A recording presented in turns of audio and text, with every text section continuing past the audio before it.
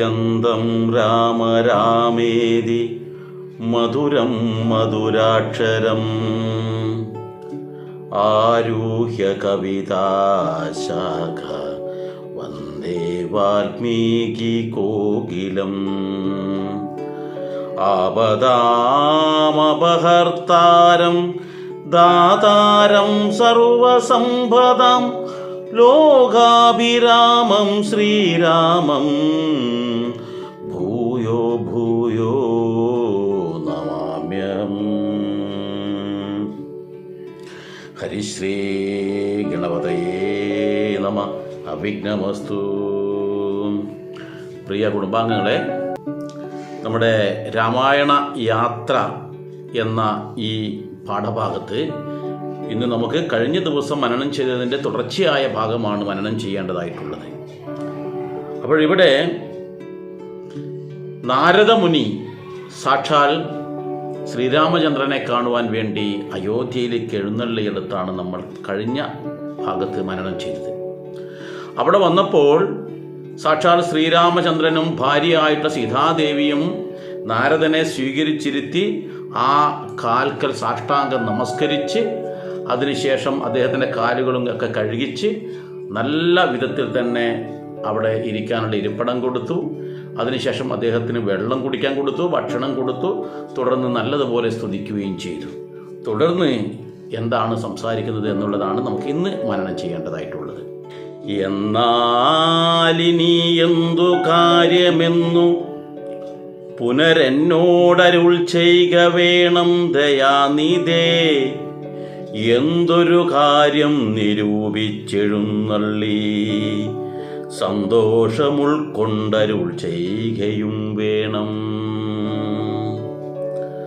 മന്ദനെന്നാകിലും കാരുണ്യമുണ്ടെങ്കിൽ സന്ദേഹമില്ല സാധിപ്പിപ്പനെല്ലാമേ.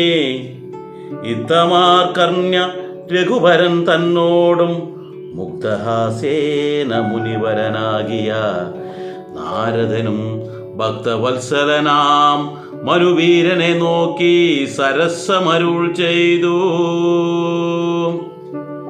ഇവിടെ തൻ്റെ ഗൃഹത്തിലേക്ക് വന്ന, അല്ലെങ്കിൽ തൻ്റെ കൊട്ടാരത്തിൽ വന്ന നാരദനോട് പറയുകയാണ്, എല്ലാവിധത്തിലുള്ള സ്വീകരണങ്ങളൊക്കെ കൊടുത്തു. അതിനുശേഷം പറയുന്നത്, എന്തിനാണ് ഇവിടേക്ക് എഴുന്നള്ളിയത്? നമ്മൾ നമ്മുടെ വീട്ടിൽ വരുന്ന ആൾക്കാർക്ക് എല്ലാവിധത്തിലുള്ള സൗകര്യങ്ങളും ചെയ്തു കൊടുത്തു. കാരണം വീട്ടിലേക്ക് വരുന്നത് അതിഥിയാണ്. അതിഥി ദേവോ ഭവ എന്നാണല്ലോ പറയുന്നത്. കഴിഞ്ഞ പ്രാവശ്യം നമ്മൾ പറഞ്ഞു. അപ്പോൾ വീട്ടിലേക്ക് വരുന്ന ആൾക്കാരെ കാൽ കഴുകിച്ച് വീട്ടിലേക്ക് ഇരുത്തി അതിനനുസരിച്ച് നമ്മൾ അതിൻ്റെ കർമ്മങ്ങളൊക്കെ ചെയ്ത് കഴിഞ്ഞാൽ പിന്നെയാണ് കുടിക്കാൻ വെള്ളം അടക്കം കൊടുത്തിട്ട് ഞാൻ പറഞ്ഞു, കുടിക്കാൻ വെള്ളം കൊടുക്കണം. ഇന്നത്തെ കാലഘട്ടത്തിൽ അങ്ങനെ കൊടുക്കാറില്ല. വരുന്ന ആൾക്കാരോട് വീടിൻ്റെ ഡോറ് പോലും തുറക്കാതെയാണ് സംസാരിക്കുക. കാരണം അവരെ കുറ്റം പറഞ്ഞിട്ടും കാര്യമില്ല. എന്തുകൊണ്ടെന്നാൽ വീട്ടിലേക്ക് പലരും കുടിക്കാൻ വെള്ളം ചോദിച്ചിട്ട് വരുന്ന ആൾക്കാർ, ആ വീട്ടമ്മ കുടിക്കാൻ വെള്ളം എടുക്കാൻ അകത്തേക്ക് പോകുമ്പോൾ അതിൻ്റെ പുറകെ ചെന്നിട്ട് അവരുടെ തലമണ്ട അടിച്ച് പൊട്ടിച്ചിട്ട് സ്വർണ്ണാഭരണവും വിലപിടിപ്പുള്ള വസ്തുക്കളും കടത്തിക്കൊണ്ടു പോകുന്ന കാലഘട്ടമാണിത്.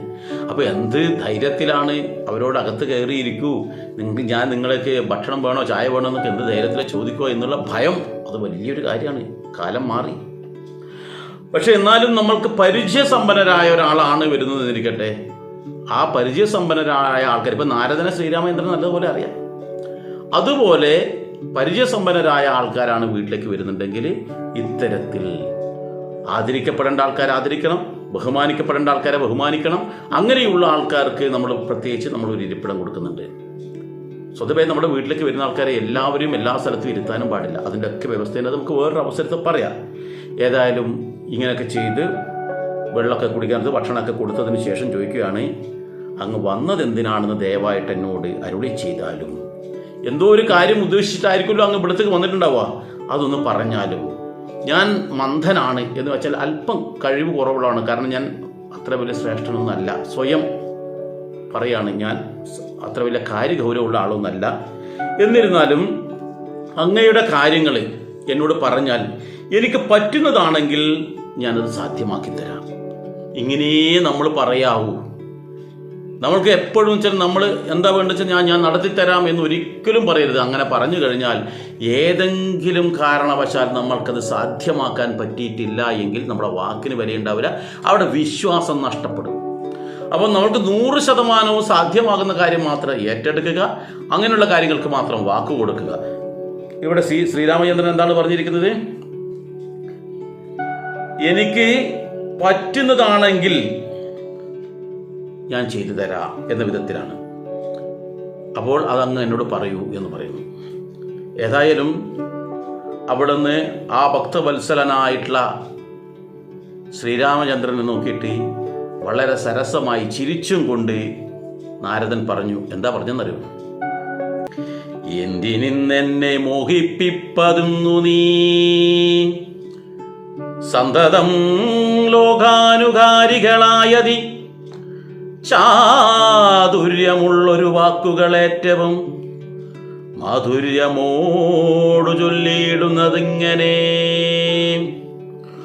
മുഗ്ധങ്ങളായുള്ള വാക്യങ്ങളെ കൊണ്ടു ചിത്തമോഹം വളർക്കേണ്ട രഘുപതേ. ലൗകികമായുള്ള വാക്യങ്ങളെന്നാലും ലോകോത്തമന്മാർക്കു വേണ്ടി വരുമല്ലോ. യോഗേശനായ നീ സംസാരി ഞാനെന്നു ലോകേശ ചൊന്നതു സത്യമത്രേ ദൃഢം. സർവജഗത്തിനും കാരണഭൂതയായി സർവമാതാവായ മായാ ഭഗവതി, സർവജഗൽപിതാവാകിയ നിന്നുടെ ദിവ്യഗൃഹിണിയാകുന്നതും നിർണയം. നേരത്തെ നാരദനെ കുറിച്ച് ശ്രീരാമചന്ദ്രൻ 3-4 വാക്കുകൾ വളരെ മനോഹരമായിട്ട് വളരെ ശ്രേഷ്ഠമായ വാക്കുകൾ പറഞ്ഞപ്പോൾ അതിനൊരു 10 ഇരട്ടി ഇങ്ങോട്ട് തിരിച്ച് പുകഴ്ത്തുകയാണ് ചെയ്യുന്നത്. സാക്ഷാൽ ശ്രീനാരായണന്റെ മഹിമ അങ്ങോട്ട് വർണ്ണിക്കുകയാണ് ഇവിടെ നാരദൻ ചെയ്യുന്നത്. വളരെ ശ്രേഷ്ഠമായിട്ടൊരു വാക്കാണ്, ഒരു ഭാഗമാണിത്. അപ്പോൾ നമ്മളെപ്പോഴും നമ്മളെ സ്നേഹിക്കുകയും നമ്മളെ ബഹുമാനിക്കുകയും നമ്മളെ ആദരിക്കുകയും ചെയ്യുന്ന ആൾക്കാരാ നമ്മൾ ഒരിക്കലും ഒറ്റപ്പെടുത്തരുത്, കുറ്റപ്പെടുത്തരുത്. അവരെയും അതേപടി നമ്മൾ തിരിച്ച് സ്നേഹിക്കുകയും അതുപോലെ അവർക്ക് വേണ്ടി എന്ത് വേണമെങ്കിലും ചെയ്യാൻ തയ്യാറാവണം. കാരണം നമ്മളോട് ഇങ്ങോട്ട് സ്നേഹം കാണിക്കുന്നവരോട് അതിൻ്റെ 10 ഇരട്ടി തിരിച്ചു കൊടുക്കാൻ നമുക്ക് തയ്യാറാവണം എന്നാണ് ഇവിടെ പറയുന്നത്. ഇവിടെ നാരദൻ്റെ സംഭാഷണം നോക്കൂ. ഇവിടെ ശ്രീരാമചന്ദ്രൻ നാരദനെക്കുറിച്ച് നല്ല 2 വാക്ക് പറയുമ്പോഴേക്കും അതേപോലെ അതിനേക്കാളും 10 ഇരട്ടിയായിട്ട് തിരിച്ചു കൊടുക്കുക. ഇനി വരാൻ പോകുന്നേ എന്തൊക്കെയാണ് അദ്ദേഹം പറയുന്നത് എന്നുള്ളത് ഇവിടെ പറയുന്നത് എന്താണെന്ന് വെച്ചാൽ, പുഞ്ചിരി തൂകിക്കൊണ്ടാണ് ശ്രീരാമചന്ദ്രനോട് പറയുന്നത്, സാധാരണ ജനങ്ങൾ പറയുന്നത് പോലെയല്ലേ ഭഗവാനെ അങ്ങ് പറയുന്നത്. ഇതൊക്കെ എന്നെ മോഹിപ്പിക്കാൻ വേണ്ടിയിട്ടാണ് അങ്ങ് ഈ ചാതുര്യമുള്ള വാക്കുകൾ വളരെ മധുരത്തോടുകൂടി ഇങ്ങനെ പറയുന്നത് എന്ന് എനിക്കറിയാം. അതുകൊണ്ട് തന്നെ എന്നെ ഒരിക്കലും മോഹിപ്പിക്കല്ലേ ഭഗവാനെ എന്നാണ് പറയുന്നത്. അങ്ങ് ഇവിടെ വന്നിട്ട് വളരെ മനോഹരമായിട്ട് എന്നോട് ഇവിടെ പറഞ്ഞു. അപ്പോൾ എന്താണ് വേണ്ടത് എന്നൊക്കെ പറഞ്ഞാൽ പറ്റുമെങ്കിൽ സാധിപ്പിച്ച് തരാമെന്നൊക്കെ പറഞ്ഞല്ലോ. അപ്പോൾ പറയുന്നത് എന്താണെന്ന് വെച്ചാൽ, ഇതൊക്കെ വളരെ സാധാരണക്കാരായ ആൾക്കാർ പറയുമ്പോഴേ പറയുന്നത്. അപ്പോൾ അങ്ങനെ പറയുന്നത് അങ്ങ് എല്ലാ കാര്യങ്ങളും അറിഞ്ഞും കൊണ്ടാണ് ഇങ്ങനെ എന്നോട് സംസാരിപ്പിക്കുന്നത്. അത് ലോകത്തിലെ മഹാന്മാർക്ക് മാത്രമേ അങ്ങനെ പറയാൻ കഴിയുകയുള്ളൂ. യോഗേശനായ നീ സംസാരിയാണെന്ന് പറഞ്ഞത് സത്യം തന്നെയാണ്. എന്തുകൊണ്ടാണ്? ഇവിടെ അങ്ങയുടെ മഹത്വം എനിക്ക് നല്ലതുപോലെ അറിയാം. അങ്ങയുടെ ഭാര്യയാകുന്നത് സാക്ഷാൽ ജഗദംബയാണ്, മായാ ഭഗവതിയായിട്ടുള്ള സീതാദേവിയാണ്. അപ്പോൾ ആ ജഗത് പിതാവായ അല്ലെങ്കിൽ ജഗത് പതിയായിട്ടുള്ള നിന്റെ ലോകമാണ് ഈ 7-14 ലോകവും. ഈ ലോകം മുഴുവൻ നിന്റെ ലോകമാണ്. അപ്പോൾ ആ ലോകത്ത് ആ 7-14 ലോകവും നിന്റെ ലോകമാകുമ്പോൾ അവിടെ വരുന്ന ആൾക്കാരെല്ലാം നിന്റെ അതിഥികളാണ്. അവിടെയുള്ള ആൾക്കാരൊക്കെ തന്നെ നിന്റെ ആൾക്കാരാണ്. അതെന്താ പറയുന്നത് നമുക്ക് നോക്കാം. അവിടെ ഒന്നുകൂടി കൃത്യമായിട്ട് അവിടെ പറയുന്നുണ്ട്. അതെന്താണെന്ന് നോക്കാം. ഈ 7 ലോകവും നിന്റെ ഗൃഹമപ്പോൾ ചേരും ഗൃഹസ്ഥനാകുന്നതെന്നുള്ളതും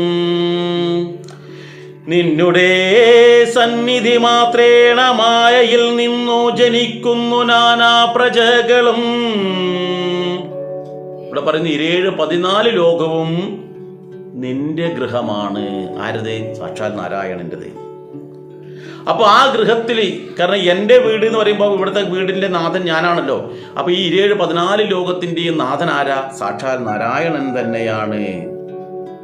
അപ്പോൾ നിന്റെ സന്നിധി മാത്രേണ മായയിൽ നിന്നു ജനിക്കുന്നു നാനാ പ്രജകളും എന്ന് വെച്ചാൽ നിന്റെ ശരീരത്തിൽ നിന്നും എന്ന് വെച്ചാൽ സാക്ഷാൽ നാരായണിൽ നിന്നാണ് ഇവിടെയുള്ള സർവ്വ ചരാചരങ്ങളും ജനിക്കുന്നത്. കാരണം എൻ്റെ വീട്ടിൽ ഉള്ള ആൾക്കാർ, ഞാനാണ് കുടുംബനാഥനെങ്കിൽ, അല്ലെങ്കിൽ എൻ്റെ വീട്ടിലുള്ള കാരണവർ ഞാനാണെങ്കിൽ എൻ്റെ വീട്ടിലെ ആൾക്കാരെല്ലാം എൻ്റെ പരമ്പരയിലുണ്ടായതാണ്.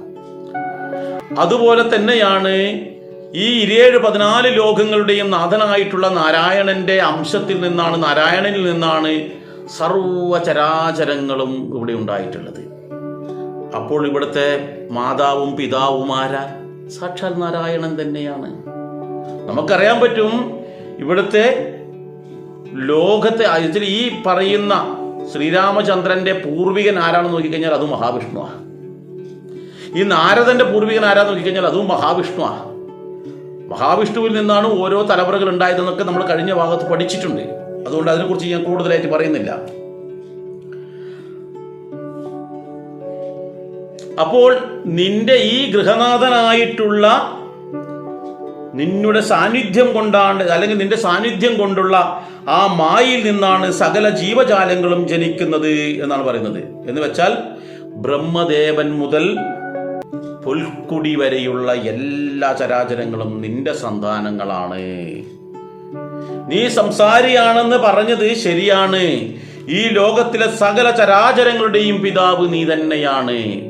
ബ്രഹ്മാവ് എവിടെ നിന്നുണ്ടായതാ? സാക്ഷാൽ മഹാവിഷ്ണുവിൽ നിന്ന്. ആ ബ്രഹ്മാവിൽ നിന്നാണ് സപ്തർഷിമാരുണ്ടായിട്ടുള്ളത്. ആ സപ്തർഷിമാരിൽ ഒരാളായിട്ടുള്ള മരീചിയിൽ നിന്നാണ് സൂര്യനൊക്കെ ഉണ്ടായിട്ടുള്ളത്. ആ സൂര്യനിൽ നിന്നാണ് പിന്നീട് പരമ്പരകൾ ഇങ്ങനെ വരികയാണ്, ശ്രീരാമചന്ദ്രന്റെ പരമ്പര. അങ്ങനെ ഈ സപ്ത ഋഷിമാരിൽ നിന്നും ഓരോ പരമ്പരകൾ ഇങ്ങനെ വന്നിട്ടുണ്ട്. അത് കൂടാതെയും നിരവധി ആൾക്കാർ. ഇതൊക്കെ എവിടുന്ന വരുന്നത്? ബ്രഹ്മാവിൽ നിന്നും. ബ്രഹ്മാവ് എവിടുന്നുണ്ടായി? മഹാവിഷ്ണുവിൽ നിന്ന്. അപ്പോൾ ലോകത്തിന്റെ പിതാവാരാണ്? മഹാവിഷ്ണുവാണ്. ലോകത്തിന്റെ മാതാവാരാണ്? മഹാവിഷ്ണുവാണ്. അപ്പോൾ ഇവിടെ പറയുന്നതാണ് വെച്ചാൽ, ഇക്കണ്ട ലോക ജന്തുക്കൾക്കു സർവതാം മുഖ്യനാകും പിതാവായതും നീയല്ലോ. ശുക്ലരക്താസിതാവർണഭേദം പൂണ്ടു സത്വരജസ്തമോ നാമഗുണത്രയം. ഇവിടെ വെളുപ്പ്, ചുവപ്പ്, കറുപ്പ് എന്നീ വർണ്ണഭേദങ്ങളുള്ള, അതേപോലെ തന്നെ സത്വഗുണം, രജസ് ഗുണം, തമോ ഗുണം, ഇത് മൂന്നും അടങ്ങിയ ഒരാളാണ് അങ്ങയുടെ പത്നിയായിട്ടുള്ള ആ ജഗദംബ. സകല ജീവജാലങ്ങളെയും ജനിപ്പിക്കുന്നത് ആ സാക്ഷാൽ ജഗദംബ തന്നെയാണ്. അതുപ്രകാരം എൻ്റെ ഗൃഹത്തിൽ വന്ന് ഞാൻ ധന്യനായി എന്നാണല്ലോ നേരത്തെ ശ്രീരാമചന്ദ്രൻ പറഞ്ഞത് നാരദരോട്. അപ്പോൾ എൻ്റെ ഗൃഹത്തിൽ വന്നുകൊണ്ട് ഞാൻ ധന്യനായി, എൻ്റെ വംശവും സമ്പന്നമായി എന്ന് പറഞ്ഞപ്പോൾ തിരിച്ചു പറയുകയാണ്, ഈ പ്രപഞ്ചം മുഴുവൻ 17-14 ലോകവും അങ്ങയുടെ ഗൃഹം തന്നെയാണ്. ഇപ്പോൾ മനസ്സിലായല്ലോ. ഈ 17-14 ലോകവും അങ്ങയുടെ ഗൃഹം തന്നെയാണ്. അവിടുത്തെ പത്നിയാണ് സീതാദേവിയായിട്ട്, മഹാലക്ഷ്മിയായിട്ട് ജഗദംബ. അപ്പോൾ അവിടുത്തെ മക്കളാണ് ഞങ്ങൾ. നാരദരടക്കമുള്ള ആൾക്കാരൊക്കെ അങ്ങയുടെ ഇതാണ്, ആശ്രിതന്മാരാണെന്ന വിധത്തിൽ ആ രാമചന്ദ്രൻ്റെ ആ കഴിവുകൾ അല്ലെങ്കിൽ ആ മഹിമ അങ്ങോട്ട് പാടി പുകഴ്ത്തുകയാണ് ചെയ്യുന്നത്. യുക്തിയായിടിനാൻ വിഷ്ണു മഹാമായ ശക്തിയല്ലോ തവ പത്നിയാകുന്നതും സത്വങ്ങളെ ജനിപ്പിക്കുന്നതും അവൾ. സത്യം ത്വയോക്തമതിനില്ല സംശയം. പുത്രമിത്രാർത്ഥകളത്ര വസ്തുക്കളിൽ സക്തനായുള്ള ഗൃഹനാഥൻ മഹാമതേ. ലോകത്രയാ മഹാഗേഹത്തിനു ഭവൻ ഏകനായൊരു ഗൃഹസ്ഥനാകുന്നതും. ഇനിയാണ് യഥാർത്ഥത്തിൽ ആ നാരായണന്റെ മഹിമ നാരദരങ്ങ് പാടിപ്പുകഴ്ത്തുന്നത് ശരിക്കും മനസ്സിലാക്കേണ്ടതാ. നാരായണൻ നീരമാദേവി ജാനകി, മാരാരിയും നീയുമാദേവി ജാനകി, സാരസ സംഭവനായതും നീ തവ, ഭാരതീ ദേവിയാകുന്നതും നീ തവ. ആദിത്യനല്ലോ ഭവാൻ പ്രഭാ ജാനകി, ശീതകിരണൻ നീ രോഹിണി ജാനകി, ആദിദേയാദിവൻ നീ ശചി ജാനകി, ജാതവേദസ്സു നീ സ്വാഹാ മഹീസുദേ,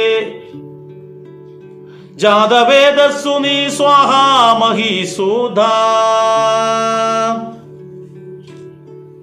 അർക്കജന്നീ ദണ്ഡനീതിയും ജാനകി, രക്ഷോവരൻ ഭവാൻ താമസി ജാനകി, പുഷ്കരാക്ഷൻ ഭവാൻ ഭാർഗവി ജാനകി, ശക്രദൂതൻ നീ സദാഗതി ജാനകി. എന്താ പറയുന്നത്? 3 ലോകങ്ങളടങ്ങിയ ഈ വലിയ ഗൃഹത്തിന് ഏക ഗൃഹനാഥൻ ഭവാനാണ്. ഒരേ ഒരു ഗൃഹനാഥനേ ഉള്ളൂ. 3 ലോകം എന്ന് പറഞ്ഞാൽ സ്വർഗം, ഭൂമി, പാതാളം. അപ്പൊ ഈ 3 ഗൃഹത്തിൻ്റെ അല്ലെങ്കിൽ 3 ലോകത്തിനെയും ഒരു വീടായിട്ട് സങ്കല്പിക്കുകയാണെങ്കിൽ ആ വീട്ടിലുള്ള ഏക ഗൃഹനാഥൻ എന്ന് പറയുന്നത് അങ്ങാണ്.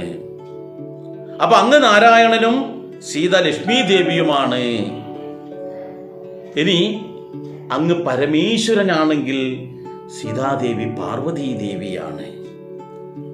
അതുപോലെ തന്നെ അങ്ങ് ബ്രഹ്മദേവനാണെങ്കിൽ സീതാദേവി സരസ്വതീ ദേവിയാണ്. അതാണ് ഇവിടെ പറഞ്ഞുകൊണ്ടിരിക്കുന്നത്. സാരസ സംഭവനായതും നീ തവ, ഭാരതീ ദേവിയാകുന്നതും നീ തവ. എല്ലാം അങ്ങ് തന്നെയാണ്, അങ്ങല്ലാതെ മറ്റൊന്നുമില്ല. എത്ര മനോഹരമായിട്ട് വർണ്ണിക്കുന്നു. എന്നിട്ട് പറയുന്നു, അങ്ങ് ആദിത്യനാണ്, സൂര്യനാണെങ്കിൽ ജാനകി ദേവി അതിൻ്റെ പ്രഭയാണ്. അങ്ങ് ചന്ദ്രനാണെങ്കിൽ സീതാദേവി രോഹിണി ദേവിയാണ്. അങ്ങ് ദേവേന്ദ്രനാണെങ്കിൽ സീതാദേവി ഇന്ദ്രാണിയുമാണ്. അഗ്നിയാണെങ്കിൽ സീതാദേവി സ്വാഹാദേവിയാണ്. അങ്ങ് യമനാണെങ്കിൽ സീതാദേവി ദണ്ഡനീതിയാണ്. ഇങ്ങനെ പറഞ്ഞു പോവുകയാണ്. പിന്നെയും പറയുകയാണ്, അങ്ങ് വായുദേവനാണെന്നിരിക്കട്ടെ, അങ്ങനെയാണെങ്കിൽ സീതാദേവി സദാഗതിയാണ്. അങ്ങ് കുബേരനാണെങ്കിൽ സീതാദേവി സമ്പൽഖരിയാണ്. അങ്ങ് ചക്രവർത്തിയാണ്, സീതാദേവി ഭൂമിദേവിയുമാണ്. രാമ, അങ്ങും പത്നിയും രുദ്രനും രുദ്രാണിയുമാണ് എന്നൊക്കെ തരത്തിൽ അങ്ങനെ വിവരിക്കുകയാണ്. ഇവിടെ നമ്മളൊരു കാര്യം ചിന്തിക്കേണ്ടത്, ഈ ഏറ്റവും ശ്രേഷ്ഠമായിട്ടുള്ള ഈ ഒരു സ്തുതി ഉണ്ടല്ലോ, ഈ സ്തുതി നമ്മളൊന്ന് ജീവിതത്തിലൊന്ന് പകർത്താൻ നോക്കിക്കഴിഞ്ഞാൽ പിന്നെ നമുക്ക് ആരോടും ദേഷ്യമുണ്ടാവില്ല, ആരെയും പറ്റിക്കാൻ തോന്നില്ല, എല്ലാവരോടും സ്നേഹം മാത്രമേ ഉണ്ടാകൂ. ഇവിടെ പറഞ്ഞല്ലോ, ഇത്രയും ആൾക്കാരുടെ പേര് വിളിച്ചിട്ട് പറഞ്ഞാൽ അതെല്ലാം സാക്ഷാൽ നാരായണനാണ്. ഇനിയും ഉണ്ട് ആൾക്കാരുടെ പേരുകൾ വരാൻ വേണ്ടിയിട്ട്. അപ്പൊ ഇവിടെ പറയുന്ന വെച്ചാൽ, നീ കൽപ്പവൃക്ഷമാണെങ്കിൽ സീതാദേവി ലതാരൂപിണിയാണ്. അപ്പോൾ ഇവിടെയുള്ള പുല്ലിംഗമായിട്ടുള്ള എല്ലാം തന്നെ അങ്ങാണ്, സ്ത്രീലിംഗമായിട്ടുള്ള എല്ലാം തന്നെ ആരാണ്? നമ്മുടെ സീതാദേവിയാണ്. ആ ഭാഗം കൂടി വായിച്ചിട്ട് ആ ശ്രേഷ്ഠമായ വാക്യം നമുക്ക് ഉദ്ധരിക്കാം. എങ്ങനെയാണ്? രാജരാജൻ ഭവാൻ സമ്പൽക്കരി സീതാ, രാജരാജൻ നീ വസുന്ധര ജാനകി, രാജപ്രവരകുമാര രഘുപദേ, രാജീവലോചന രാമാദയാനിധേ. രുദ്രനല്ലോ ഭവാൻ രുദ്രാണി ജാനകി, സ്വർദ്രുമം നീലതാരൂപിണി ജാനകി, വിസ്തരിച്ചെന്തിനേറെ പറഞ്ഞിടുന്നു സത്യപരാക്രമ സൽഗുണവാരാനിധേ. യാതൊന്നു പുല്ലിംഗവാചകം, വേദാന്തവേദ്യതൽ സർവഭൂമേവ നീ, ചേതോ വിമോഹന സ്ത്രീലിംഗവാചകം, യാതൊന്നതൊക്കെ വേ ജാനകി ദേവിയും. ഇതാണ് ഞാൻ ഇപ്പോഴിവിടെ പറഞ്ഞത്. പുല്ലിംഗമായിട്ടുള്ള എല്ലാം നാരായണനാണ്, ശ്രീലിംഗമായിട്ടുള്ള എല്ലാം ലക്ഷ്മി ദേവിയാണ്. എത്ര മനോഹരമായിട്ടാണ് നാരദൻ വിവരിക്കുന്നു നോക്കണം. ഇതിൻ്റെ ശരിയായ അർത്ഥത്തിലെത്തുമ്പോൾ നമ്മൾ പോലും വാവുളിച്ചു പോകും, അത്ര ആഴത്തിലാണ് അതിൽ പോകുന്നത്. നിങ്ങളിരുവരുമെന്നിയെ മറ്റൊന്നും എങ്ങുമേ കണ്ടീല കേൾപ്പാനുമില്ലല്ലോ, അങ്ങനെയുള്ളൊരു നിന്നെ തിരിഞ്ഞറിഞ്ഞെങ്ങനെ സേവിച്ചുകൊള്ളൂ ജഗത്പദേ. ഇവിടെ പറയുന്നത് വളരെയേറെ ശ്രദ്ധിച്ച് പഠിക്കണം. ഇവിടെ ഒരു തത്വം പറയാണ്. ഈ തത്വം നമ്മൾ പഠിച്ചാൽ എല്ലാ പ്രശ്നങ്ങളും തീരും. ആർക്കും ആരോടും ശത്രുത ഉണ്ടാവില്ല, എല്ലാവർക്കും എല്ലാവരോടും സ്നേഹം മാത്രമേ ഉണ്ടാവില്ല. എന്താണ് ഇവിടെ നാരദർ പറഞ്ഞിരിക്കുന്നത്? എന്താണ്? ആദിത്യൻ എന്ന് വെച്ചാൽ സൂര്യൻ എന്ന് പറയുന്നത് അങ്ങാണ്, ചന്ദ്രൻ എന്ന് പറയുന്നതും അങ്ങ് തന്നെയാണ്, യമൻ എന്ന് പറയുന്നതും അങ്ങ് തന്നെയാണ്, പരമേശ്വരനും ബ്രഹ്മദേവനും വായുദേവനും അഗ്നിദേവനും എല്ലാം അങ്ങ് തന്നെയാണ്. ഇതെന്താ അങ്ങ് തന്നെ എന്ന് പറയാൻ കാരണം? ഇവിടെ സർവ്വചരാചരങ്ങളും അങ്ങ് തന്നെയാണെന്നാണ് പറയുന്നത്. അതൊക്കെ ഇനി വരാൻ പോകുന്ന ഭാഗത്ത് വ്യക്തമായി പറയുന്നുണ്ട്. എല്ലാ സർവ്വചരാചരങ്ങളും അങ്ങ് തന്നെയാണ്. എന്തുകൊണ്ടാണെന്നറിയോ? അതാണ് മനസ്സിലാക്കേണ്ടത്. ഇവിടെ ഒരു ഉദാഹരണം പറയാം. പല തവണ ഇവിടെ പറഞ്ഞിട്ടുണ്ട്. നമ്മളെ ഭഗവത്ഗീത ക്ലാസ്സിലും അതുപോലെ ഹരിനാമ കീർത്തന ക്ലാസ്സിലൊക്കെ നമ്മളിവിടെ പറഞ്ഞ കാര്യമാണ്. എന്നാലും ഉപനിഷത്തിൻ്റെ ക്ലാസ്സിലൊക്കെ നമ്മൾ ഏറ്റവും കൂടുതൽ പറയുന്നൊരു കാര്യമാണ്. എന്താണ്? നമ്മളൊരു കടലിൻ്റെ ആണുള്ളത്. ആ കടലിൽ നമ്മളൊരു ബോട്ടിലോ തോണിയിലോ എന്തോ അവിടെ ഉണ്ടെന്നിരിക്കട്ടെ, അല്ല കടലിൻ്റെ മധ്യഭാഗത്തുള്ളൊരു പാറപ്പുറത്താണ് ഇല്ലെന്നിരിക്കട്ടെ. അപ്പോൾ നമ്മൾ എന്ത് ചെയ്തു? അവിടെ നിന്ന് നമ്മൾ കുറച്ച് വെള്ളം കോരിയെടുത്തു. കടലിൽ നിന്നാണല്ലോ വെള്ളം കോരിയെടുക്കുക. എന്നിട്ട് വ്യത്യസ്ത പാത്രങ്ങളിലും വ്യത്യസ്ത നിറത്തിലുള്ള പാത്രങ്ങളിലുമായിട്ട് ഈ വെള്ളം നിറച്ചു. പച്ച നിറത്തിലുള്ള കുപ്പിയിൽ, ചുവന്ന നിറത്തിലുള്ള കുപ്പിയിൽ, മഞ്ഞ നിറത്തിലുള്ളത്, നീല നിറത്തിലുള്ളത്, പിന്നെ പ്ലാസ്റ്റിക്കിൻ്റെ ബക്കറ്റിലേക്ക് എടുത്തു, കപ്പിലെടുത്തു, കലത്തിലെടുത്തു. ഈ വെള്ളമെല്ലാം എടുത്ത് വെച്ച് കഴിഞ്ഞാൽ ഈ കലത്തിലുള്ള വെള്ളത്തിന് ആരെങ്കിലും കടലെന്ന് പറയുമോ? പറയില്ല. അതിന് നമ്മൾ കലംവെള്ളം എന്ന് പറയും. ആ കലവും വെള്ളം ഇങ്ങ് എടുത്താട്ടെ. ബക്കറ്റിൽ എടുത്തു തന്നെയാണെങ്കിലോ ആ ബക്കറ്റും വെള്ളം ഇങ്ങോട്ട് എടുത്താട്ടെ എന്ന് പറയില്ല. ആ കടൽ വെള്ളം ഇങ്ങോട്ട് എടുക്കുമെന്ന് പറയില്ല. കാരണം എന്താ? എല്ലാം കടൽ വെള്ളമാണ്, നമ്മൾ അങ്ങനെ പറയാറില്ല. അതുപോലെ തന്നെ പറയുന്നത് എന്താണ്? ആ പച്ച കുപ്പിയിലെ വെള്ളം എടുക്കും, അല്ലെങ്കിൽ ആ ചുവന്ന വെള്ളം എടുക്കും, ആ മഞ്ഞ വെള്ളം എടുക്കും, ആ കപ്പും വെള്ളം എടുക്കും. ഇതാണല്ലോ നമ്മൾ പറയുക പൊതുവെ. യഥാർത്ഥത്തിൽ ഇത് കപ്പും വെള്ളമാണോ, കുപ്പിയും വെള്ളമാണോ, കലവും വെള്ളമാണോ? ഇതെന്താണ്? ആ കടലിലുള്ള വെള്ളമാണ്. ഇതുപോലെ ഈ പ്രപഞ്ചം മുഴുവൻ നിറഞ്ഞു കിടക്കുകയാണ് സാക്ഷാൽ നാരായണൻ. അതിനെയാണ് നമ്മൾ പരം ആത്മാവ് എന്ന് പറയുന്നത്. പരമാത്മാവ് എന്ന് പറയും. ഈ പ്രപഞ്ചം മുഴുവൻ നിറഞ്ഞു കിടക്കുന്നത് ആ നാരായണൻ എന്ന് ഞാൻ പറയുന്നു. കുറേ കൂടി ഉയർന്ന തലത്തിലുള്ള ആൾക്കാർ അതിനെ ആത്മാവ്, പരമാത്മാവ് എന്ന് പറയും. അപ്പോൾ നമ്മളെപ്പോലെയുള്ള ആൾക്കാർ അതിനെ നാരായണനായിട്ട് കാണുന്നു. അപ്പോൾ ആ നാരായണനാണ് അതല്ലോ. അപ്പോൾ അതിൽ നിന്നും ഒരംശം, ഇപ്പം നമ്മൾ കുപ്പിയിലൊക്കെ എടുത്തല്ലോ, കുപ്പിയിലും ബക്കറ്റിലും ഇതെല്ലാം എടുത്തതുപോലെ ഇവിടെയുള്ള സർവ്വചരാചരങ്ങളിലും ഈ നാരായണൻ്റെ അംശം ഇങ്ങനെ കോരിയെടുക്കുക. അങ്ങനെ എത്രയോ വർഷങ്ങൾക്ക് മുന്നേ ഈ ശരീരത്തിലൂടെ ആ നാരായണൻ്റെ അംശം എൻ്റെ അമ്മയുടെ വയറ്റിൽ നിന്നും പുറത്തേക്ക് വന്നു. 28-ാം നാളിൽ ആ അമ്മയുടെ മടിയിൽ കിടത്തിയിട്ട് ആ അമ്മയും അച്ഛനും കൂടി അവനൊരു പേര് വിളിച്ചു, വിനോദ് എന്ന്. എന്തിനാ? തിരിച്ചറിയാൻ വേണ്ടിയിട്ട് വിളിച്ച പേരാ. പക്ഷെ ശരിക്കും എന്താ ഇതിനകത്തുള്ളത്? ഈ ശരീരത്തിലുള്ളത് ആ നാരായണൻ്റെ അംശം തന്നെയാണ്. അത് പാത്രം അതാണ്. പക്ഷെ അതിനകത്തുള്ളത് കടൽ വെള്ളമാണെന്ന് പറഞ്ഞതുപോലെ, അതുപോലെ കമലാക്ഷിയെയും, അതുപോലെ വിശാലാക്ഷി ആയാലും, നാരായണനായാലും, അതുപോലെ തന്നെ ഷൈജു ആയാലും, സിന്ധു ആയാലും, കുമാരി ആയാലും, സുഭാഷിണി ആയാലും, ലക്ഷ്മണനായാലും, വിജേഷായാലും, ഏതാളെയും പേര് നമ്മളിങ്ങനെ ഇടുന്നുണ്ടല്ലോ, ഇവരിൽ ഓരോ ആൾക്കാരിലും ഉള്ളത് എന്താണ്? ആ നാരായണൻ്റെ അംശം തന്നെയാണ്. എല്ലാത്തിലും ഈ അംശമുണ്ട്. ആ അംശം ഈ ശരീരത്തിലേക്ക് പ്രവേശിക്കുമ്പോഴാണ് ആ കുട്ടിക്ക് ചലനമുണ്ടാകുന്നത്.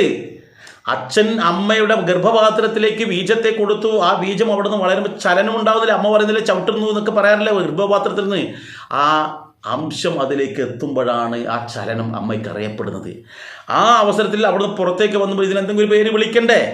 അങ്ങനെ ഒരു പേര് വിളിച്ചു, അവരൊരു ശുഭമുഹൂർത്തത്തിലൊരു പേര് വിളിച്ചു. ആ പേരിലാണ് അവരറിയപ്പെടുന്നത്. എന്നാൽ ഈ പേരിൽ അറിയപ്പെടുന്ന ആളാണോ ഇതിലുള്ളത്? അല്ല, സാക്ഷാൽ നാരായണൻ്റെ അംശമാണ്. ആ പരമാത്മാവിൻ്റെ ഒരു അംശമായ ഈ വസ്തുവിനെ ജീവാത്മാവെന്ന് ആൾക്കാർ വിളിച്ചു. അപ്പോൾ ആ നാരായണൻ തന്നെയാണ് നമ്മുടെ എല്ലാവരുടെ ഉള്ളിലുള്ളത്. എല്ലാ ജീവജാലങ്ങളിലും ആ നാരായണൻ്റെ അംശമാണുള്ളത്. നാരായണൻ എന്ന് പറയുന്നത് പരമാത്മാവ്. നമ്മളൊക്കെ ഉണ്ടാകുമ്പോൾ നമ്മുടെ ശരീരത്തിലുണ്ടാകുമ്പോൾ അതിന് ജീവാത്മാവ് എന്ന് പറയുന്നു. കടലിനെ നമ്മുടെ ഈ ഒരു പാത്രത്തിലുള്ളപ്പോൾ കടൽ വെള്ളം എന്ന് വിളിക്കും പോലെ ആ പരമാത്മാവിനെ ജീവാത്മാവ് എന്ന് വിളിക്കുന്നു. രണ്ടും ഒന്ന് തന്നെയാണ്. അപ്പോൾ നമ്മുടെ ഒക്കെ ഉള്ളിലുള്ളതും അത് തന്നെയാണ്. അപ്പോൾ അങ്ങനെ ആകുമ്പോൾ സാക്ഷാൽ മഹാവിഷ്ണു തന്നെയാണ് നമ്മുടെ ഉള്ളിലെല്ലാം നിറഞ്ഞു നിൽക്കുന്നത്. അപ്പോഴെന്ത് വേണം? ഈ എല്ലാ സ്ഥലത്തും നിറഞ്ഞു നിൽക്കുന്ന ആ ദിവ്യ ചൈതന്യം നമ്മുടെ ഉള്ളിലും ഉണ്ട് എന്ന് നമുക്ക് തിരിച്ചറിയണം. തിരിച്ചറിഞ്ഞു കഴിഞ്ഞാൽ എന്താ ചെയ്യുന്നത്? ഇവിടെ പറയുന്നത് വെച്ചാൽ ആ ആളെ സേവിക്കുക. ഇവിടെ ഏറ്റവും വലിയൊരു തത്വമുണ്ട്. എന്താണെന്നറിയോ? നമ്മളിൽ എല്ലാവർക്കും ഭഗവാന്റെ ക്ഷേത്രത്തിൽ പോയിട്ട് നല്ലപോലെ പ്രാർത്ഥിക്കും. ക്ഷേത്രത്തിൽ പോയി പ്രാർത്ഥിക്കുന്ന അവസരത്തിൽ ആ ശ്രീകോവിലിൻ്റെ മുമ്പിൽ ആ ബിംബത്തിന് മുമ്പിൽ പ്രാർത്ഥന നടത്തുന്നുണ്ട്. ശരിയാണ്, അത് നല്ലത് തന്നെയാണ്, ഒരിക്കലും മോശമില്ല. പക്ഷേ നമ്മൾ ആ പ്രാർത്ഥനയൊക്കെ നമ്മുടെ ആവശ്യത്തിന് വേണ്ടിയിട്ടാണ്. ഓരോ ആവശ്യങ്ങൾ പറഞ്ഞും കൊണ്ടാണ് പോയിട്ട് പ്രാർത്ഥന നടത്തുന്നത്.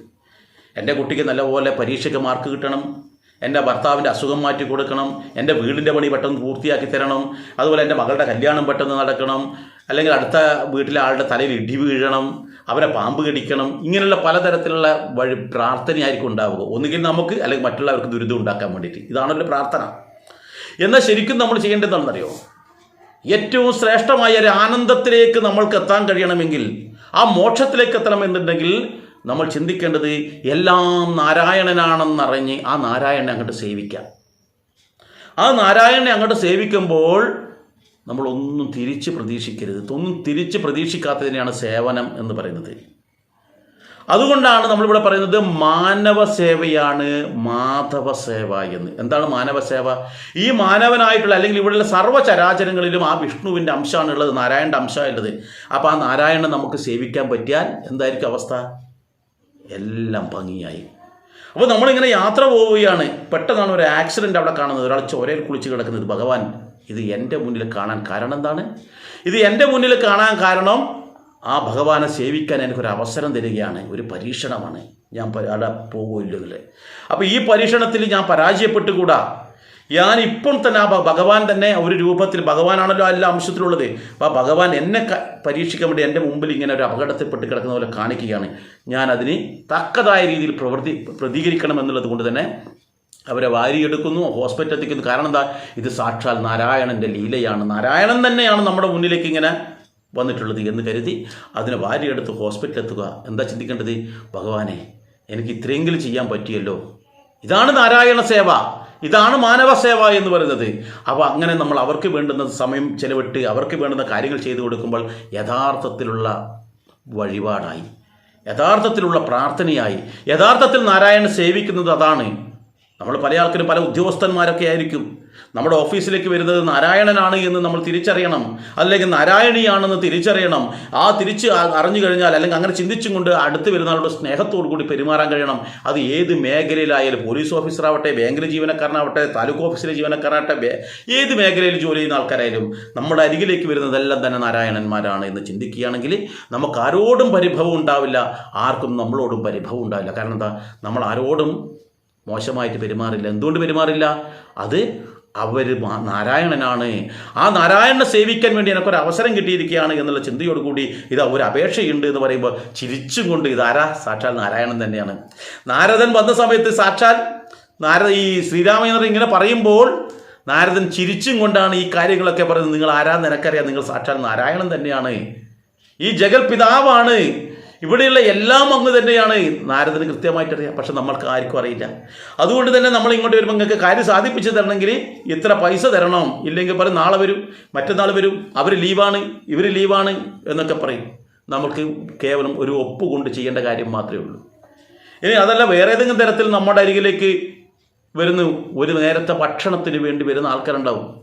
അവർക്ക് നമ്മൾ 10 പൈസ കൊടുക്കുന്നതിന് 1 രൂപ കൊടുക്കുന്നതിന് പകരം വിശന്ന് തളർന്നു വരുന്നവനാണെങ്കിൽ അവൻ ഇത് ഭഗവാൻ തന്നെ എൻ്റെ മുന്നിൽ വരുന്നതാണ്, ഒരു നേരത്തെ അന്നം മേടിച്ചു കൊടുത്ത് ഞാൻ ഭഗവാനെ സേവിക്കട്ടെ എന്നുള്ള ചിന്തയോടുകൂടി ഒന്നും തിരിച്ച് പ്രതീക്ഷിച്ചിട്ടില്ല, ഭഗവാനെ സേവിക്കാനുള്ള ഒരു അവസരമായി കണ്ടുകൊണ്ട് ആ ഒരു നേരത്തെ ഭക്ഷണം നമ്മൾ ഭഗവാന് വാങ്ങിച്ചു കൊടുക്കുന്നു. അതാണ് ഏറ്റവും വലിയ നിവേദ്യം.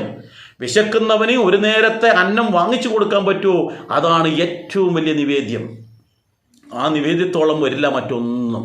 ആ വിശക്കുന്നവന്, അപകടത്തിൽപ്പെട്ടവന് ഒരു നേരത്തെ അല്ലെങ്കിൽ ഒരു തുള്ളി രക്തം നമുക്ക് കൊടുക്കാൻ പറ്റുമോ, അവൻ ഓടിയെത്തി ഹോസ്പിറ്റലിൽ എത്തിക്കാൻ പറ്റുമോ, അതാണ് ഏറ്റവും വലിയ പൂജ. അപ്പോൾ ഇത് നാരായണനാണെന്ന് അറിയണം. ഇത് മനുഷ്യൻ്റെ കാര്യത്തിൽ മാത്രമല്ല, മൃഗങ്ങളുടെ കാര്യത്തിലും അതെ. ദാഹിച്ച് വലഞ്ഞു വരുന്നൊരു പട്ടിയെ ഉടനെ ഒരു കല്ലെടുത്ത് അതിൻ്റെ മണ്ടയിലെറിഞ്ഞ് പൊട്ടിക്കുന്നതിന് പകരം ഒരു തുള്ളി വെള്ളം നമ്മൾ അതിന് കൊടുക്കാൻ തയ്യാറായി കഴിഞ്ഞാൽ നാരായണൻ ഏത് രൂപത്തിലെല്ലാം നാരായണനാണ്. അപ്പോൾ ആ നാരായണനെ സേവിക്കാൻ വേണ്ടി എൻ്റെ മുന്നിലേക്ക് എന്തൊക്കെ രൂപത്തിലാണ് പരീക്ഷിക്കുന്ന ഭഗവാനെ, എങ്ങനെ വന്നാലും ശരി എന്നെ കൊണ്ടാവും വിധം ഞാൻ സേവ ചെയ്യും എന്നുള്ള ചിന്തയോടുകൂടി പട്ടിയാവട്ടെ, പൂച്ചയാവട്ടെ, പുഴുവാവട്ടെ, പൂമ്പാറ്റയാവട്ടെ, ഏതിനെയും നമ്മൾ എന്ത് വേണം? സേവിക്കണം. അത് നമ്മൾക്ക് എന്ത് വേണം? നമ്മുടെ മനസ്സിൻ്റെ അകത്തളങ്ങളിൽ ഇതെല്ലാം നാരായണനാണ് എന്നുള്ളൊരു തോന്നൽ നമുക്കുണ്ടാവണം. അങ്ങനെയുണ്ടെങ്കിൽ നമ്മുടെ ജീവിതം ധന്യമായി. ഒരാളോട് നമ്മൾ മോശമായി പെരുമാറില്ല, എല്ലാവരെയും നമുക്ക് സ്നേഹിക്കാൻ തോന്നും. കാരണം ദരിദ്ര നാരായണൻ എന്ന് പറയുന്നത്, പക്ഷേ ദരിദ്രൻ്റെ വേഷത്തിൽ പോലും, ദുഷ്ടൻ്റെ വേഷത്തിൽ പോലും ക്രൂരമായിട്ട് നമ്മളോട് പെരുമാറും ചില ആൾക്കാർ, ക്രൂരമായിട്ട്. എന്നാലും നമ്മൾ ചിരിച്ചുകൊണ്ടതല്ല. കാരണം ഭഗവാന്റെ ലീലകളല്ലേ ഇതെല്ലാം. ഭഗവാൻ പല രൂപത്തിലും വരും. ആവട്ടെ, ഭഗവാൻ എന്നെ മർദ്ദിക്കുന്നുണ്ട്, മർദ്ദിക്കട്ടെ, തെറി പറയുന്നത് തെറിക്കട്ടെ, ഇതൊക്കെ ഭഗവാന്റെ അല്ലേ ഇത്. അതുകൊണ്ട് ഞാനൊന്നും ചെയ്തില്ല. ഭഗവാനെ നാരായണ, അങ്ങയുടെ ലീലകളെ പറ്റി പറയാൻ ഞാൻ അസാധ്യമാണ് എന്ന് പറഞ്ഞുകൊണ്ട് നമ്മൾ എന്ത് വേണം? അത്തരത്തിൽ അതിലേക്ക് ലയിക്കണം. ആ നാരായണനിൽ ലയിക്കുന്ന അവസരത്തിൽ മൂർത്ത ക്രൂരമ്പുകളും മുള്ളും കല്ലുകളുമെല്ലാം തന്നെ പുഷ്പസമാനമായി തീരും. നമ്മുടെ സീതാദേവി പറഞ്ഞതാ, വനത്തിലേക്ക് പോകുമ്പോൾ പറയുന്നത് എന്താണെന്നറിയോ? അങ്ങയുടെ ഒന്നിച്ച് നടക്കുന്ന എനിക്ക് അവിടെ കല്ലും മുള്ളും കൂർത്തതായിട്ടുള്ള എല്ലാം തന്നെ എനിക്ക് എന്തായിരിക്കും? പുഷ്പസമാനമാണെന്ന് പറഞ്ഞ്.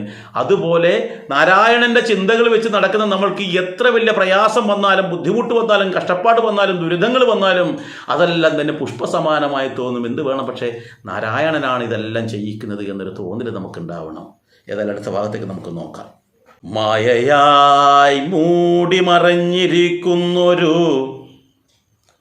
നീയല്ലോ നൂനമാവ്യാകൃതമായതും, പിന്നെ അതിങ്കൽ നിന്നുണ്ടായി മഹത്തത്വവും എന്നതിങ്കൽ നിന്നുണ്ടായി സൂത്രവും.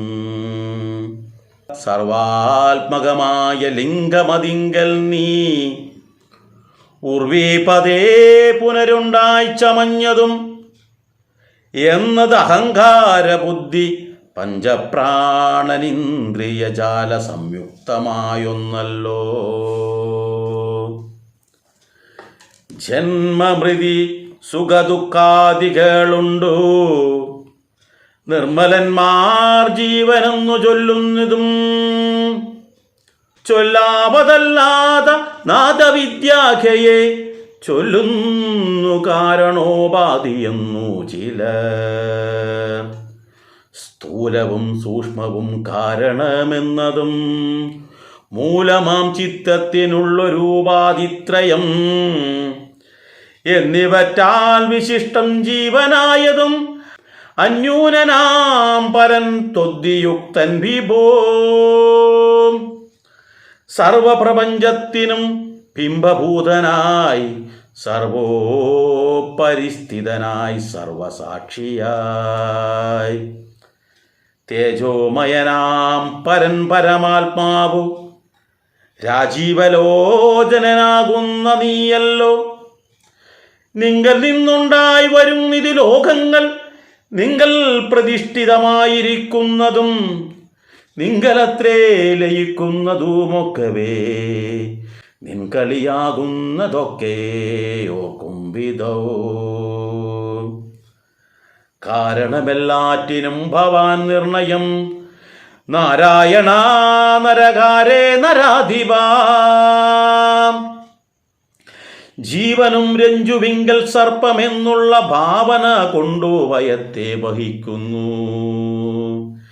നേരെ പരമാത്മാ ഞാനെന്നറിയുമ്പോൾ തീരും ഭവഭയ മൃത്യുസുഖാദികൾ. തുൽക്കഥാനാമശ്രവണാദി കൊണ്ടുടൻ ഉൾക്കാമ്പിലുണ്ടായി വരും ക്രമാൽ ഭക്തിയും. തൊൽപാദ പങ്കജ ഭക്തി മുഴുക്കുമ്പോൾ തൊൽബോധവും മനക്കാമ്പിലുദിച്ചിടും. ഭക്തി മുഴുത്തു തത്വജ്ഞാനവും ഉണ്ടായാൽ മുക്തിയും വന്നിടുമില്ലൊരു സംശയം. ത്വദ്ഭക്തഭൃത്യഭൃത്യന്മാരിലേഖനെന്നാൽപജ്ഞാനനാമെന്നെയും കരുതേണമേ. മായയാൽ എന്നെ മോഹിപ്പിപ്പിയാതെ ജഗന്നായക നിത്യം അനുഗ്രഹിക്കണമേ. തന്വാഭിപങ്കജത്തിങ്കൽ നിന്നേകത മുന്നമുണ്ടായി ചതുർമുഖൻ മൽപിത. നിന്നുടെ പൗത്രനായി ഭക്തനായി മേവിനോരെന്നെ അനുഗ്രഹിക്കണം വിശേഷിച്ചും. പിന്നെയും പിന്നെയും വീണു നമസ്കരിച്ചെന്നിവണ്ണം പറഞ്ഞിടിനാൻ നാരദൻ. ഇവിടെ വളരെ മനോഹരമായിട്ടാണ് പിന്നെയും പിന്നെയും ഈ ഹരിയുടെ ആ മഹിമ ഇങ്ങനെ പാടിപ്പുകഴ്ത്തുന്നത്. ഇവിടെ പറയുന്നു, എല്ലാം ഉണ്ടായത് നിൻ്റെ ശരീരത്തിൽ നിന്ന്, അല്ലെങ്കിൽ നിന്നിൽ നിന്നാണ് എല്ലാം ഉണ്ടായത്. എല്ലാ ലോകങ്ങളും നിന്നിൽ നിന്നാണ് ഉണ്ടായിട്ടുള്ളത്. ഇവിടെ സാക്ഷാൽ നാരായണനും ആ ജഗദംബിയുമല്ലാതെ എങ്ങും കാണാനുമില്ല, കേൾക്കാനുമില്ല, എല്ലാം അങ്ങ് തന്നെയാണ്. എന്നിട്ട് പറയാണ്, ഇത്രയും മഹിമയുള്ള അങ്ങയെ എങ്ങനെയാണ് സേവിക്കേണ്ടതെന്ന് എനിക്കറിയില്ല എന്നാണ് പറയുന്നത്. ആ സേവിക്കേണ്ട വിധമാണ് ഞാൻ നേരത്തെ പറഞ്ഞത്. എങ്ങനെ സേവിക്കണം? പക്ഷികളാവട്ടെ, മൃഗങ്ങളാവട്ടെ, പുഴുവാവട്ടെ, പൂമ്പാറ്റയാകട്ടെ, ഏത് ജീവജാലങ്ങൾ കണ്ടാലും അതെല്ലാം നാരായണനാണെന്നുള്ളൊരു ചിന്ത നമുക്കുണ്ടാകണം. അങ്ങനെ ആ ഒരു ചിന്തയിലൂടെ വേണം നമ്മൾ എന്ത് ചെയ്യാൻ? ഓരോന്നിനെയും സേവിക്കുവാൻ. ഒരവസരവും നമ്മൾ പാഴാക്കിക്കൂടാ. ഇത് ഇപ്പോഴേ നമുക്ക് കിട്ടും. എങ്ങനെ? ഇത് ശ്രേഷ്ഠമായ ജന്മമാണ്, മനുഷ്യ ജന്മമാണ്. അപ്പോൾ ഈ ഒരു അവസരം നമുക്ക് തന്നിരിക്കുകയാണ്. നീ പരമാവധി നാരായണന് സേവ ചെയ്യാൻ വേണ്ടിയിട്ട് ഇത്തരം ഒരു അവസരം കിട്ടിയിട്ട് അത് കളഞ്ഞു കുളിച്ചു കഴിഞ്ഞാൽ പിന്നീട് ഈ ഒരു അവസരം കിട്ടണമെങ്കിൽ, ഇതുപോലെയുള്ളൊരു അവസരം കിട്ടണമെങ്കിൽ 84,000 യോനികളിലൂടെ ജനിച്ച് വീണ്ടും ഒരു മനുഷ്യജന്മം കിട്ടണം. അപ്പോൾ നമ്മളതിന് കണ്ട് കാത്തിരിക്കണോ? ഇനി 84 ലക്ഷം ജീവജാലങ്ങളായി ജനിച്ചിട്ട് വേണം ഒരു മനുഷ്യ ജന്മം കിട്ടാൻ. അപ്പോൾ അങ്ങനെ എത്രയോ ജന്മങ്ങൾ ജനിച്ചിട്ടാണ് ഇങ്ങനെ ഒരു പുണ്യം നമുക്ക് കിട്ടിയിട്ടുള്ളത്. ഈ പുണ്യം കിട്ടിയിട്ട് നമ്മൾ തെരാപ്പാര നടന്നിട്ടോ മറ്റേതും പലതും കാഴ്ചകളൊക്കെ കണ്ടു നടന്നിട്ടോ പലരെയും പറ്റിച്ചിട്ടും ദ്രോഹിച്ചിട്ടും നടന്നിട്ടോ ഒരു കാര്യമില്ല. നിങ്ങളൊക്കെ ഭാഗ്യവാന്മാരായതുകൊണ്ട് മാത്രമാണ് ഈ രാമായണം വായിക്കാനും ഇതിൻ്റെ തത്വം മനസ്സിലാക്കാനും ഒരു അവസരം കിട്ടിയിട്ടുള്ളത്. ഇനിയെങ്കിലും ഇത്രയും കാലം നിങ്ങൾ എങ്ങനെയൊക്കെയോ ജീവിച്ചു, സാരമില്ല. ഇനിയെങ്കിലും നിങ്ങൾ നാരായണന് സേവ ചെയ്യാൻ വേണ്ടി ശ്രമിക്കുക. ഇനിയെങ്കിലും നമ്മുടെ ഇത്രയും കാലത്ത് ആ ദുഷിച്ച സ്വഭാവങ്ങളൊക്കെ ഒന്ന് മാറ്റിവെച്ച് ഒരു പുതിയൊരു മനുഷ്യനായി തീരാൻ വേണ്ടി ശ്രമിക്കുക. ഇതാണ് നാരദൻ പറയുന്നത്. എങ്ങനെയാണ് നിന്നെ സേവിക്കേണ്ടത് എന്ന് എനിക്കറിയില്ല. അതാ നിങ്ങൾക്ക് എല്ലാവർക്കും സേവിക്കേണ്ട വിധം പറഞ്ഞു തന്നു കഴിഞ്ഞു. എനിക്ക് കേട്ടില്ല കണ്ടില്ല എന്ന് വിചാരിക്കേണ്ട. ഇതൊക്കെ സുവർണ അവസരമാണ്. ഇവിടെ പറയുന്നത്, മായയാൽ മറഞ്ഞിരിക്കുന്നവനും മാറ്റമില്ലാത്തവനുമായ നിന്നിൽ നിന്നും മഹത്തത്വവും അതിൽ നിന്നും സൂത്രവുമുണ്ടായി. സർവാത്മകമായ ലിംഗം സൂത്രത്തിൽ നിന്നും ആവിർഭവിച്ചു. അഹങ്കാരം, ബുദ്ധി, പഞ്ചപ്രാണങ്ങൾ, ഇന്ദ്രിയ സമൂഹം എന്നിവ ചേർന്നതാണ് ഈ ലിംഗം. ലിംഗം എന്ന് പറഞ്ഞാൽ അടയാളം, ചിഹ്നം എന്നൊക്കെ നമുക്ക് പറയാം. അപ്പോൾ ഇതൊക്കെ ഉണ്ടായത് എവിടെ നിന്നാണ്? ഈ മായയിൽ നിന്നാണ് ഉണ്ടായിട്ടുള്ളത്. ഇതിനെക്കുറിച്ച് കൃത്യമായിട്ട് വിവരിക്കുന്ന സമ്പാദ്യവാക്യത്തിലാണ്. നമ്മൾ എവിടെ നിന്നുണ്ടായി നമ്മൾ എപ്പോഴും ചിന്തിച്ചിട്ടുണ്ടോ? ഇപ്പം നമുക്ക് ഈ അടയാളം കാണുന്നുണ്ട്, ഈ ശരീരമാകുന്ന അടയാളം കാണുന്നുണ്ട്. ഇത് എവിടെ നിന്ന് വന്നു? സമ്പാദ്യവാക്യം നടത്തുമ്പോൾ നമുക്ക് വിശദമായിട്ട് ഇതിനെക്കുറിച്ച് മനസ്സിലാക്കാം.